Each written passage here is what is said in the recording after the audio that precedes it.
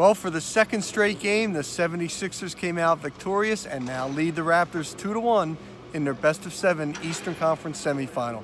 Marc Narducci, Keith Pompey, and the Sixers, Keith, winning 116-95. Were you surprised at all at the decisiveness of this? Oh, I was. I mean, you know, it was weird because, like, when you walked in the arena, I mean, I don't know about you, but it had, like, a weird kind of vibe. Like, you knew something was going to happen, and you were, like, concerned if this was going to be a letdown for the Sixers, because Toronto looked focused, motivated, they looked psyched up. Then all of a sudden it turned into the Joel Embiid show, and then Jimmy Butler was the sidekick, the co-star, you know? So, I mean, I was shocked how decisive it was, because I thought that the Toronto Raptors were going to come out and make some adjustments, and I didn't see any.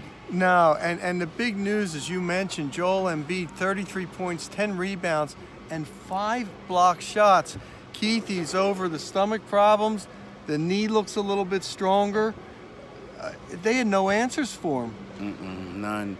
And it was weird because, you know, he typically doesn't get to the foul line against them, you know, because he does that swipe move. And, like, Marc Gasol always has his arms like this. Well, today he had his hands down, and Embiid did the swipe. And you could see Gasol was frustrated because he fell for it. But then it was like, hey, Embiid just lived from the foul line from that point on.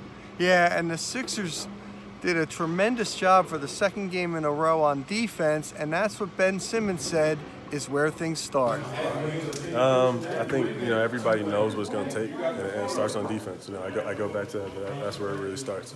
When you have Joe blocking shots, guys run through screens, down for the ball, whatever it is, it's the little things that count. You know, everybody could do. Keith, Kawhi Leonard with 33 points. He's had 68 in the last 2 losses. I mean, he can't do much more, but he's getting no help. Yeah, he's not getting any. And, you know, I got a buddy who keeps saying, quiet 35. Nah, bruh, he scored a lot. He took over. He's just messing y'all. But here's the thing. He just can't get, like you said, he can't. I mean, you know, there was a point.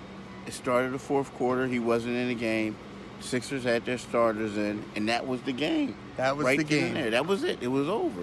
And, you know, you look at Kawhi. I mean, what does he have to do? Score 55 for them to win? I mean, you know, the last 2 games. I mean, you know, he had 33 this night. He had 35 2 days ago, right? 3 days ago. Well, and you're looking at it and you're saying to yourself, like, man, like you're looking at Kyle Lowry. I love Kyle. He's struggling. Yeah. I mean, you know, even his backup is struggling. Marc Gasol hasn't been himself. And Serge Ibaka is struggling. I mean, Kawhi has to do it all by himself. Yeah, Pascal Siakam, after that great 29-point effort in Game 1, has also been struggling. Now the big question, Game 4, Sunday here at the Wells Fargo Center. I personally think it's a must-win for the Raptors. How about you? I believe, yeah, it is a must-win for them.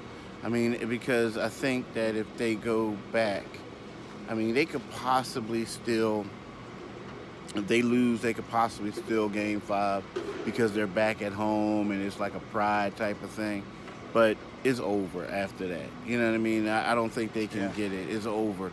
And who knows, maybe if they lose Sunday, you know, when they go back on Tuesday to play in Toronto, maybe they're like, hey, it's over. Like Cancun time, you know, stuff like that. Maybe, you know.